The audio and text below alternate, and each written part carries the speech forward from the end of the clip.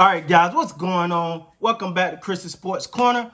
Real quick, man, apologize. I'm a little late on this video, mainly because I was at the gym and trying to watch the game while working out and make it back on time. Anyway, long story short, man, hope everybody's having a great Monday. How about that? The playoffs are here. It's time to crank this thing up. All the joking and playing aside, it's serious time now. So real quick, man, if you want to contact me or have a convo with me, and I can't get to you because I promise I try to get to everybody in the comments, but sometimes it'd be a little overwhelming. Thanks to you guys' love and support, man. I can't tell y'all thank you enough, man. But if you can't reach me there, feel free to DM me on Instagram. I'll put the link below. As well as if you like some of the merchandise, want to get you a little merchandise for your colors. I got some for your team's color. Hit the link below. It's a link down there for that as well. All right, let's get into it, man. So the Toronto Raptors versus the Brooklyn Nets. Wow, so Brooklyn, let's talk about them first. They are the lesser of the two teams. Let's say that. But the one thing I did expect from Brooklyn was fight. I expect them to come out. I expected some fight within them. I expected them to come out and play hard, which they did. But in the beginning, it started to look like, this is going to be bad. This is going to be bad. It started to look like that. I was like, all right, this ain't going to go the way we thought. But needless to say that they did get it together, man. They actually tried to make a comeback then that third quarter. They cut a 33-point. Yes, that lead that balloon up to 33 points. They brought that 33-point lead back down to within 9 at one point, and 1 point within 8. So kudos to Brooklyn, man, for not giving up, for continue to fight, continue to let the Raptors know you guys may be the better team, but we're gonna go down swinging. We're not just gonna go down. So kudos to the Brooklyn Nets for that, man. And LeVert is legit, man. He's definitely legit. He also got some help from Cabarro, I think that's his name, as well as some other guys as well. And they all tried to step up and help. And LeVert tried to be he had a strong game, man. He not only scoring but distributing the ball. And they are the lesser team, but they're fighting, and they're here to fight. They're going to give it their best shot, and you can't ask no more from a lesser team. No one is looking at Brooklyn as a juggernaut, but I will say Brooklyn is a scrappy bunch. They play hard, and within that, seemed like coming out in that third quarter, they showed just that. Like, it's easy to say, oh well, they got us. Let's pack this up. But they kept coming, they kept fighting, and got that lead down to a point where you're like, all right, Toronto, y'all better wake up.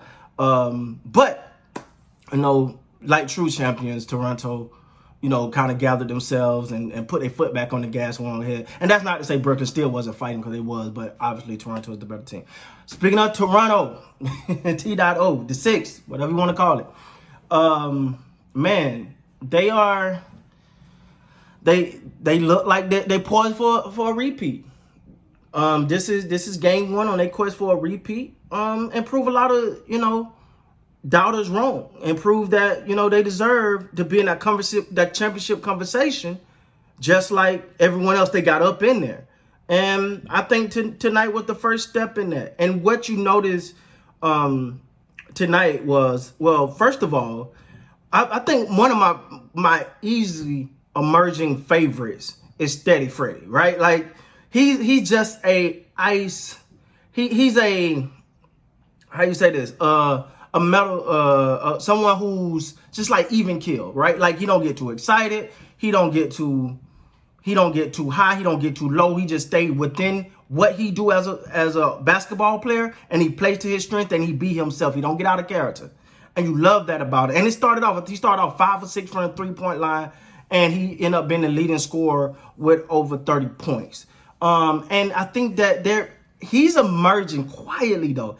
Quietly as a star. He's emerging as a star in this league, and he's not talked about. He's not a type of person that's going to go out there and hoot and holler, say, hey, recognize me. But he comes in, game out, and play his role and end up being a leader on his team. And I think he's definitely a leader. I would have liked to see a little bit better from Siakam today. It just feels like he's hit and miss sometimes. I felt like within that run that Brooklyn made, I felt like Siakam started to try to force it a little bit. I think he's kind of starting to feel a little pressure of, hey, I'm supposed to be the guy. And I don't think you should do that. Just go play your game. Just do what you've been doing. Listen to those vets. Play within the system. Normally when a team, when someone start to get out of a system, that's when you start to see some issues far as they play. And I felt like during that stretch, you start to see Siakam bring the ball down, not distribute, try to force the action. No. Just play. Your team got it. Some teams got great players, and some teams are just great teams. Toronto is a great team. And they might not have superstars. They don't need it. I'll be the first to say they don't need superstars. They are a great team. And as soon as, they got back to normal with that, it was business as usual. I was a little surprised that they allowed Brooklyn to make that run. Kind of feel like they took they foot off the gas a little bit there.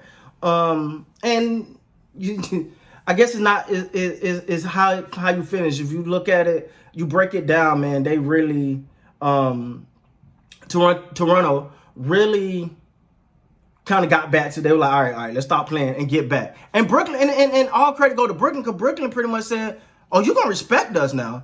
If you take your foot off the gas, we're gonna come back. And that's what Brooklyn did, and your hats go off to them. But we all know Toronto is the better team, and personally, I think that's probably just what they needed. That I feel like that little stretch there might have been really good for them, because it was like, all right, we can lollygag through this, and then it go, oh no, you can't, you can't, because if you take your foot off the gas, Brooklyn is gonna come for you, and I think they needed that immediately, and when that happened, it was a wrap after that, guys. It was a wrap. They were like, okay, we got it. They are here. They're here. But Toronto ain't goal to championship. Let's not make no mistake about that. Anything less than that is uncivilized. Their goal is championship, and I think they got a little bit of chip on their shoulder. I think, matter of fact, I'm gonna say this, man.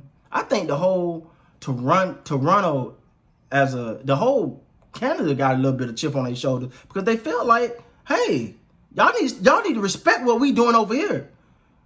If you don't want to, we'll make sure you do. And we got something to say. So that's the take I'm getting from it. And so the quest starts now. Game 1 in the book. They one step closer to the end goal. That's holding that championship up at the end of the year. And they feel like they can do that.